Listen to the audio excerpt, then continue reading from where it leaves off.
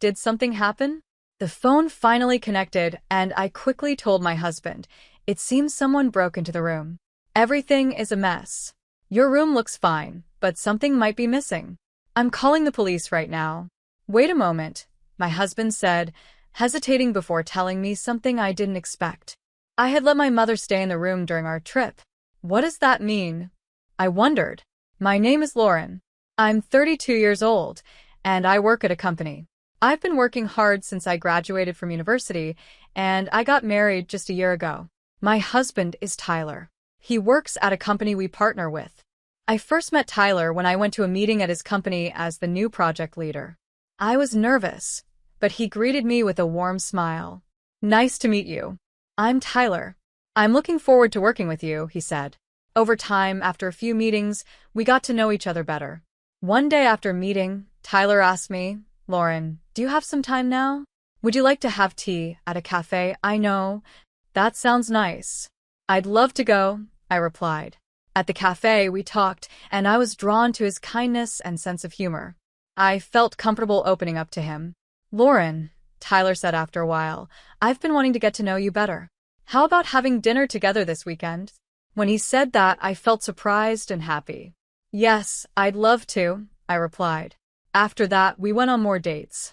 Tyler was always kind and listened to me carefully. About 8 months later, after a dinner date, Tyler suddenly confessed his feelings. Lauren, to be honest, I've always been thinking about you. Will you go out with me? I love you. My heart swelled with happiness, and I responded, I love you too, Tyler. I look forward to our future together. From that moment, our romantic relationship officially began. As we continued dating, Tyler proposed a few times, saying, Lauren, let's live together. Let's get married. At first, I wasn't sure. It felt a bit fast. But Tyler's deep love and his wish to build a life together made me feel confident. One day, I finally said, Tyler, I also want to build a future with you. Let's get married. Tyler was overjoyed, and that's when our new life together began. After living alone for so long, sharing meals, watching TV, and having conversations at home with him brought me so much happiness. I am very happy with my married life with Tyler. However, if there's one thing that bothers me, it's my mother-in-law. She had Tyler when she was young, so she's still in her 30s. Tyler was raised by his single mother, and they are very close. They often go shopping together because she invites him, and maybe because of this, she finds it hard to let go of Tyler. She often gets involved in our marriage. For example, when we were picking a dining table for our new apartment, she came along and said, Lauren, how about this table? I think it's wonderful. I hesitated and replied, yes, but it might be a bit too big. She insisted, no, having a large table will make family meals more comfortable, right, Tyler? Then she turned to him for agreement. Tyler said, yeah, maybe a bigger one would be better. With that, my mother-in-law decided. Then it's settled. Also, for some reason, she had a spare key to our house.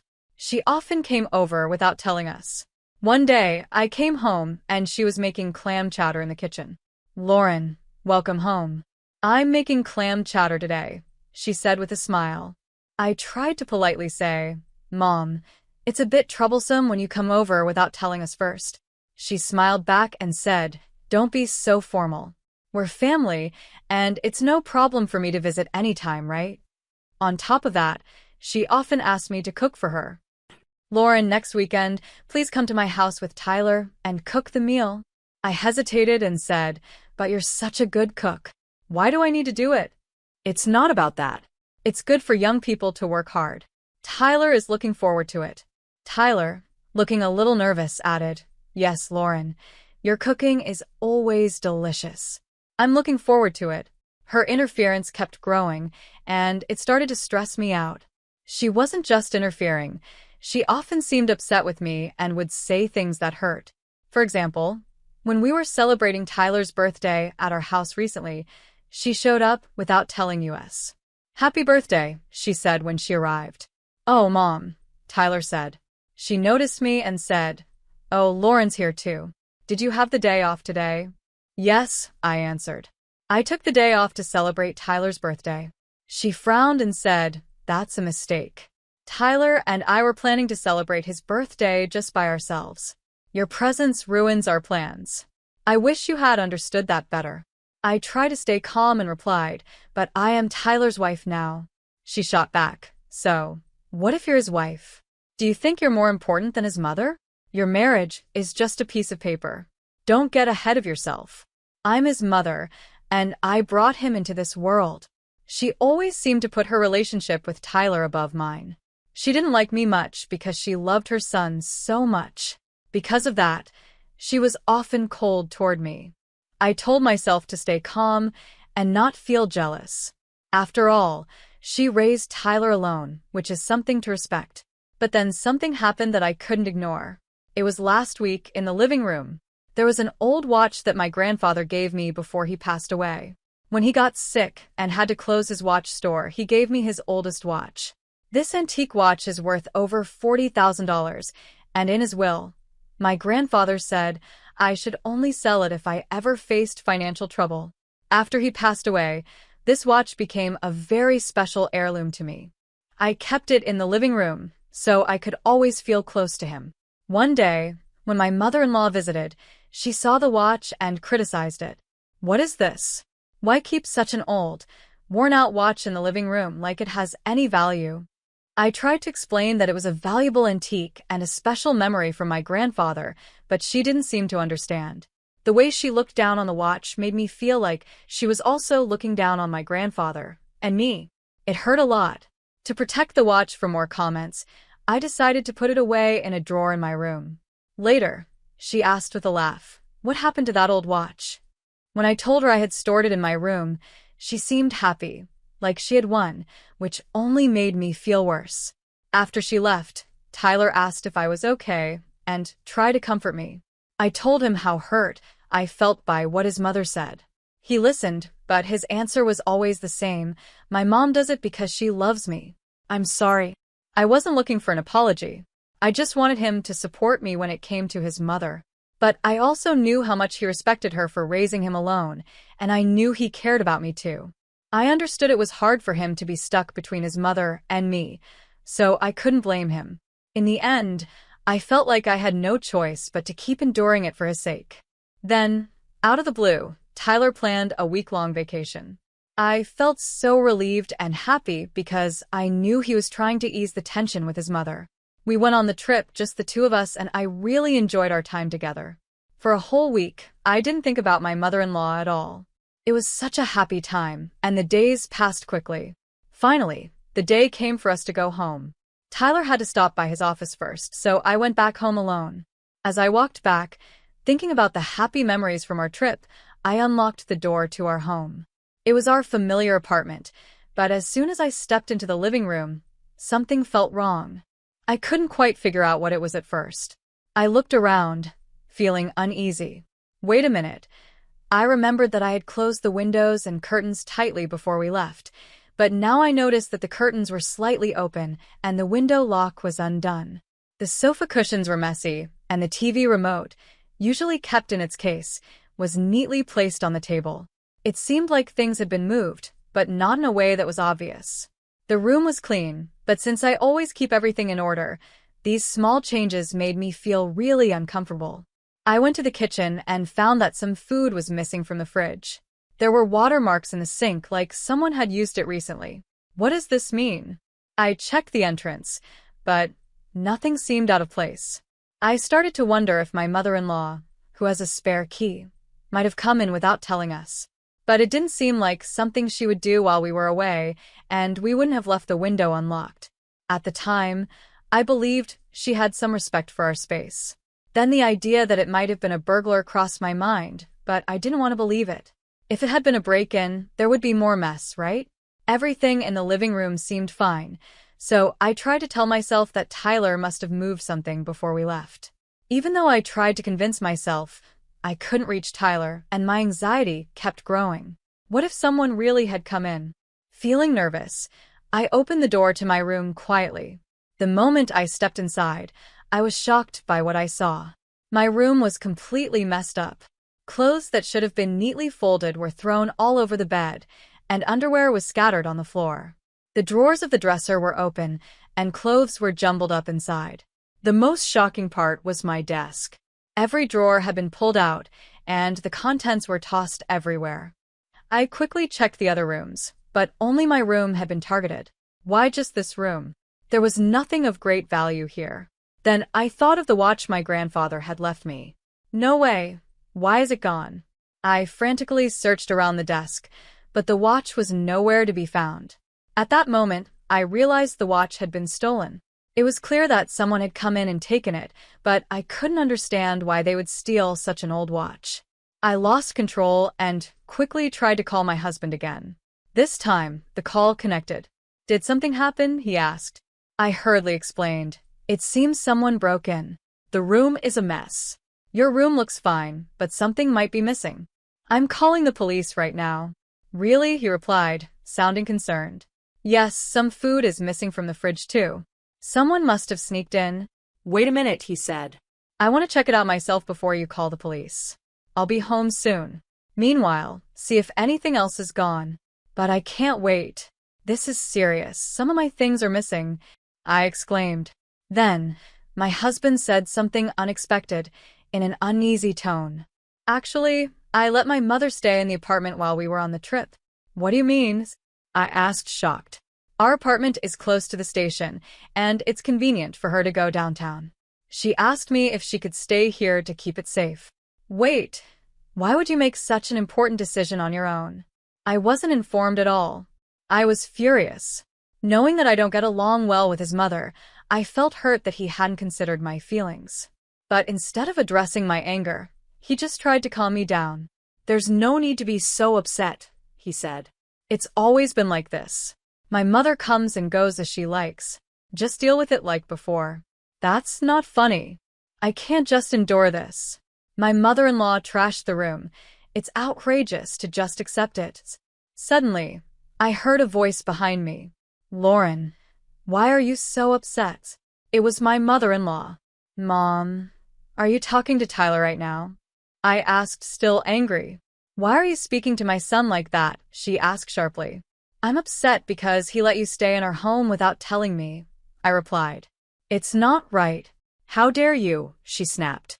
"Blaming Tyler is like saying you hate that I'm here." "Honestly, I don't want you coming and going from our house whenever you feel like it," I said, unable to hold back. "You're such a coward, Lauren," she said angrily. "Don't talk like that." "You just blame me and get mad at Tyler for no reason, acting like the victim. But it's all in your head." It was clear that I had really been affected. My room had been ransacked, and I knew my mother-in-law had been the one in there. I didn't understand why I was being blamed. What surprised me even more was that Tyler defended her in this situation. After a while, Tyler came home, clearly upset, and sided with his mother, blaming me for overreacting. "I can't believe this, Lauren," he said. "This is unacceptable." I couldn't stand it anymore. I took both Tyler and his mother into my room to show them the mess.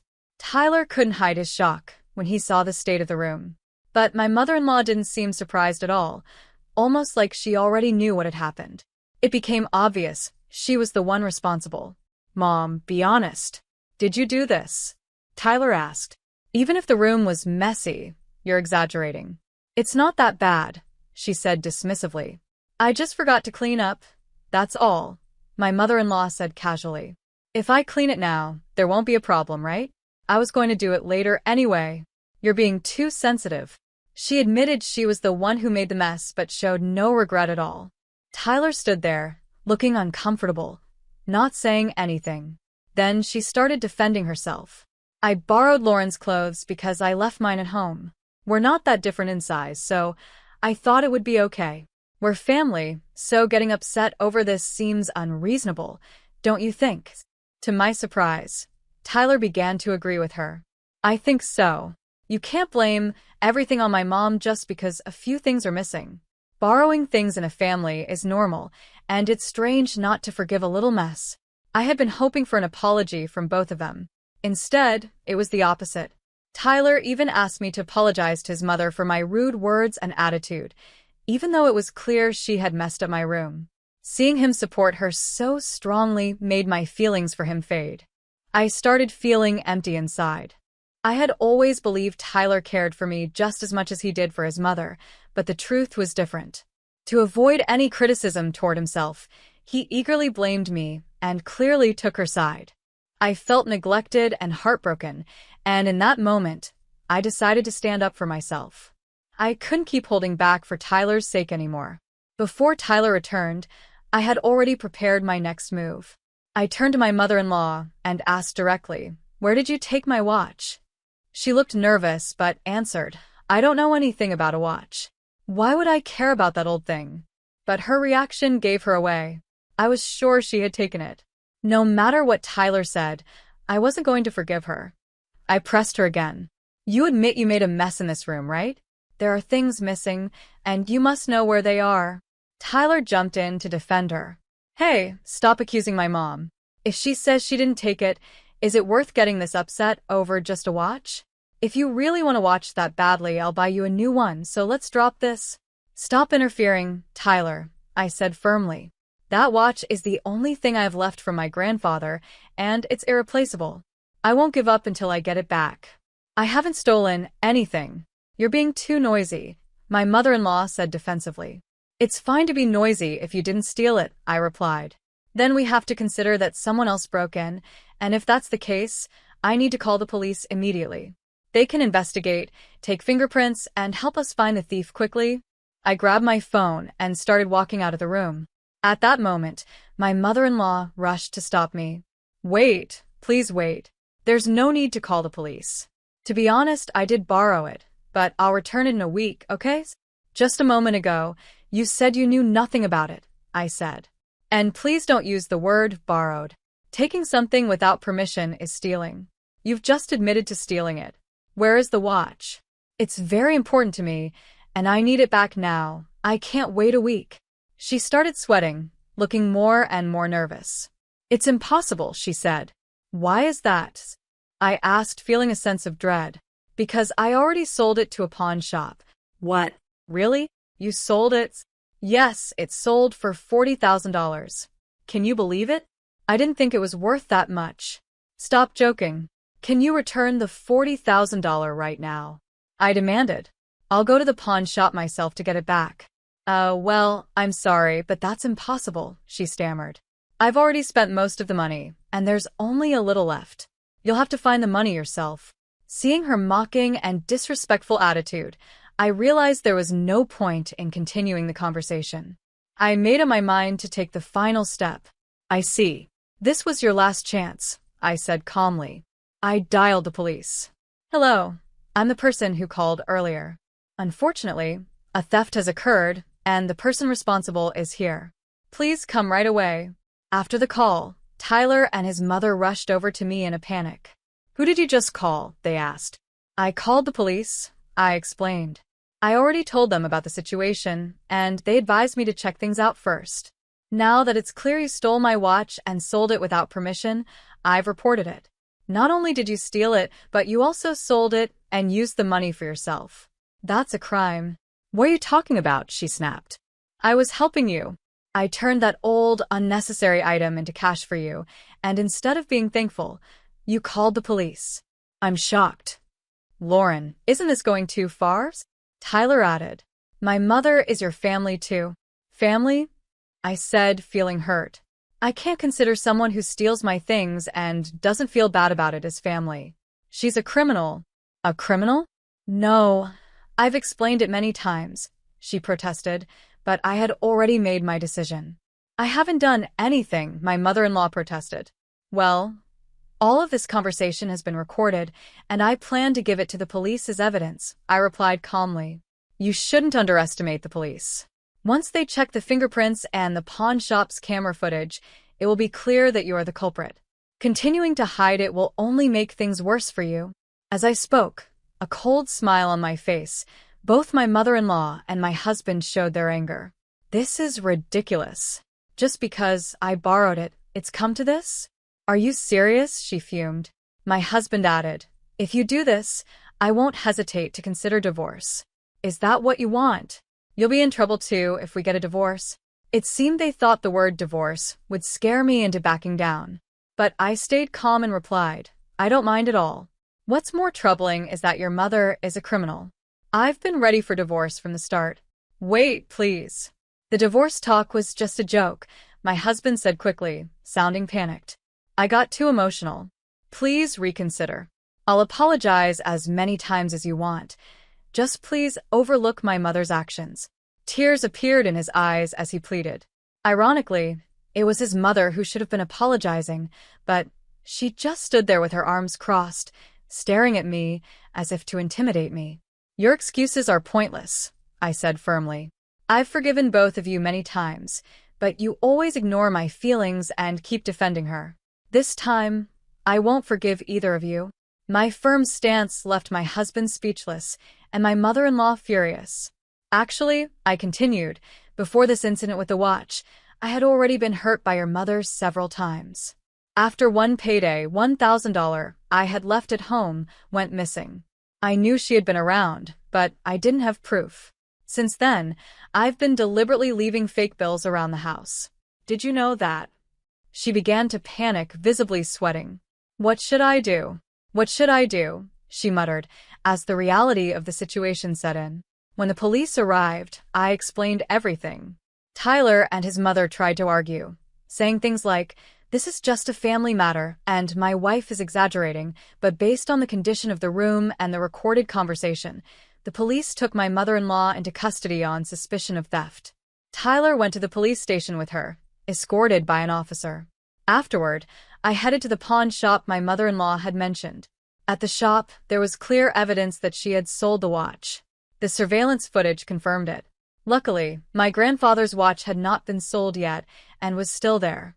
Thanks to the officer's help, I was able to get it back.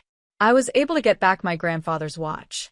It wasn't easy to confront my husband and mother-in-law, but I believe calling the police was the right thing to do. When I held the watch again, it felt like my grandfather was proud of me.